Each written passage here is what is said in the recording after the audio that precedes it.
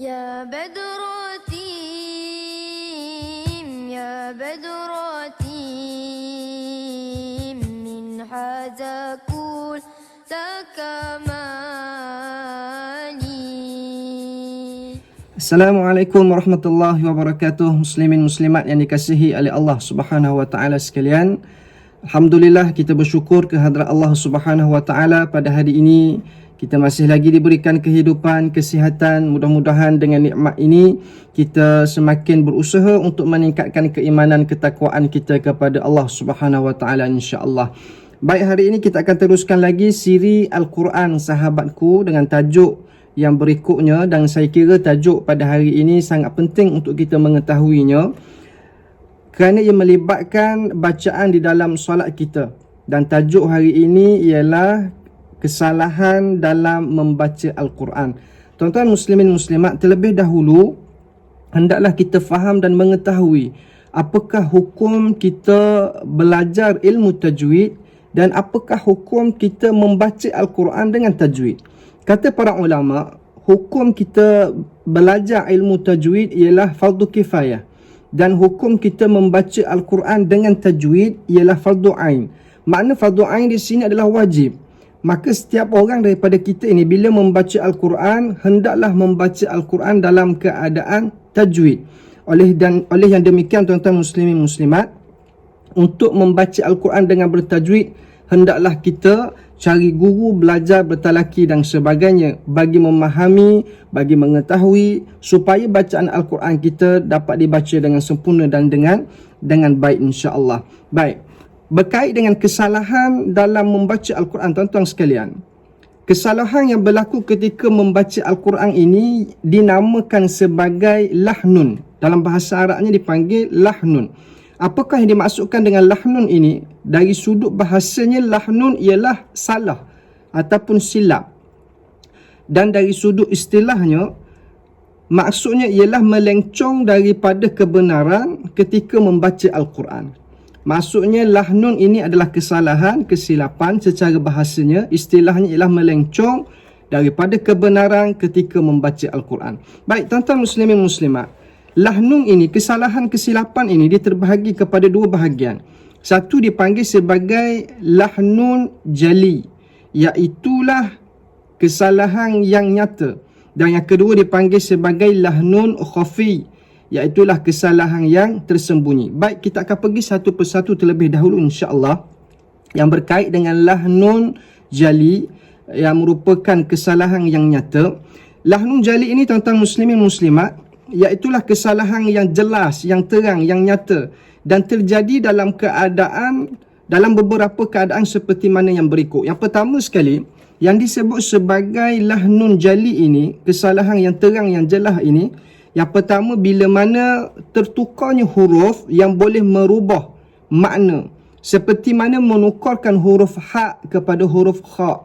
Contoh dalam Al-Fatihah kita, adanya kalimah Ar-Rahim. Bila mana kita menukarkan huruf ha itu kepada huruf kha. Contoh, dia menjadi Ar-Rahim. Itu telah mengubah kepada makna.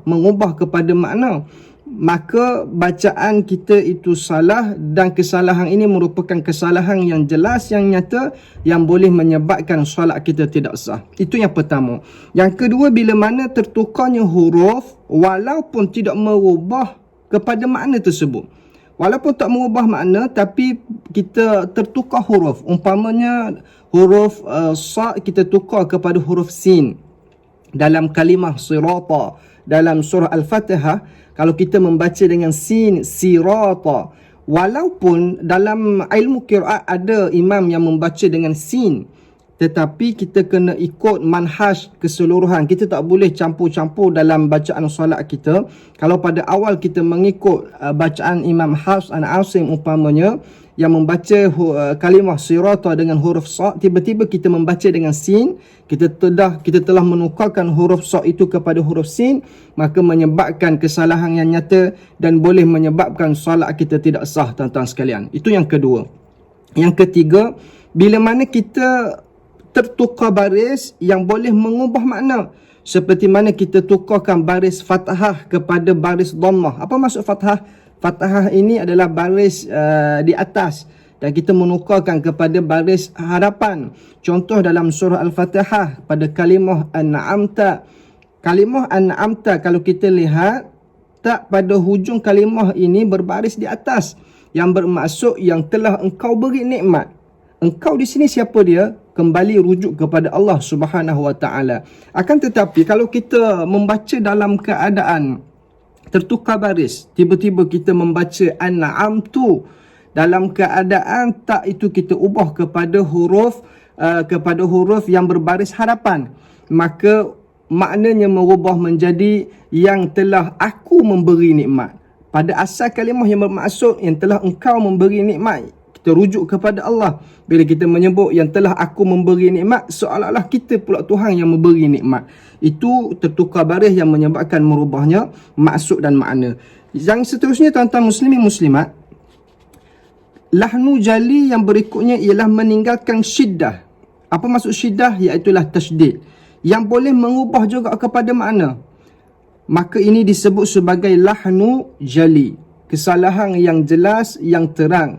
Walaupun kita hilangkan satu sabdu sahaja, tetap merubah kepada makna, maka berhati-hati, bimbang, takut solat kita menjadi tidak sah. Contoh yang saya bagi pada kalimah iyyaka dalam surah Al-Fatihah kita. Dalam kalimah iyyaka ini adanya sabdu pada huruf ya. Ramai dalam kalangan kita nak kejar waktu, nak cepat habis solat, dia tertinggal sabdu tersebut, tasydid tersebut di atas huruf ya. Kadang-kadang ada yang baca iyyaka na'budu wa iyyaka nasta'in. Hilangnya sabdu boleh merubah kepada makna asal. Kerana bila kita sebut iyyaka na'budu wa iyyaka nasta'in, kepadamu ya Allah kami sembah dan kepadamu ya Allah kami minta pertolongan. Kalau kita hilangkan sabdu tersebut, tuan-tuan sekalian, maknanya berubah kepadamu matahari kami sembah dan kepadamu matahari kami minta pertolongan. Maka ini yang disebutkan sebagai lahnu jali. Lahnu jali ini merupakan kesalahan yang terang, yang jelas, yang nyata, yang tak boleh kita kompromi, yang merubah, kita merubah huruf lain dan kita mengubah baris kepada baris yang lain. Ini yang dipanggil lahnu jali. Dan yang berikutnya disebut oleh ulama, bahagian yang kedua, iaitulah lahnu khafi. Lahnu khafi ini merupakan kesalahan yang tersembunyi. Adapun kesilapan dalam bacaan Al-Quran kita, maka tidaklah menjadi kesalahan yang berat, dan dalam solat kita tidaklah menyebabkan solat kita tidak sah.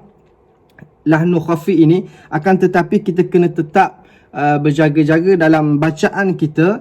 Apakah yang dimaksudkan dengan lahnu khafi ini, tuan-tuan sekalian? Khafi ini lahnu kesalahan yang tersembunyi yang melibatkan hukum-hukum yang berkait dengan idgham, berkait dengan iqlab, berkait dengan ikhfa, berkait dengan dengung panjang pendek dan sebagainya. Itu yang dinamakan sebagai lahnu khafi, dan kesalahan seperti ini hanya diketahui oleh mereka yang mahir mengenainya sahaja. Jadi kalau contoh dalam bacaan Al-Quran kita terkurang panjang ataupun terlebih panjang, maka itu dimaafkan kerana termasuk dalam lahnu khafi, kesalahan yang tersembunyi. Adapun lahnu jali, kesalahan yang nyata, kesalahan yang jelas, haram dan berdosa hukumnya. Maka berhati-hatilah kita ketika membaca Al-Quran. Adapun kita ingin memperbetulkan bacaan kita, carilah guru, bertalakilah dengan guru. Mudah-mudahan guru tersebut dapat mentashihkan bacaan kita dan menjadikan bacaan kita sempurna, dan menjadikan juga bacaan kita bacaan yang terbaik, yang mana kita kena jaga sungguh-sungguh Al-Quran ini, kerana ini merupakan kalam Allah Subhanahu Wa Taala. Sekadar itu sahaja perkongsian saya pada hari ini berkait dengan kesalahan dalam membaca Al-Quran. Saya ulang lagi sekali, secara kesimpulannya terbahagi kepada dua. Satu berkait dengan lahnun jali, kesalahan yang nyata, dan yang kedua berkait dengan lahnun khafi, kesalahan yang tersembunyi. Adapun lahnun khafi ini dimaafkan, akan tetapi lahnun jali ini hukumnya haram dan berdosa, yang mana kita dah sebut satu persatu tadi, yang berkait dengan tertukarnya huruf asal kepada huruf yang lain dan tertukarnya baris daripada baris yang asal kepada baris yang lain yang boleh merubah makna ataupun tidak, maka tak boleh itu tergolong dalam lahnun jali. Mudah-mudahan manfaat untuk kita semua. Selamat beramal insya-Allah. Jadikan Al-Quran sebagai teman kita, sahabat dalam kehidupan seharian kita insya-Allah. Wallahu alam. Assalamualaikum warahmatullahi wabarakatuh. ماذا يعاب ماذا يعاب برعى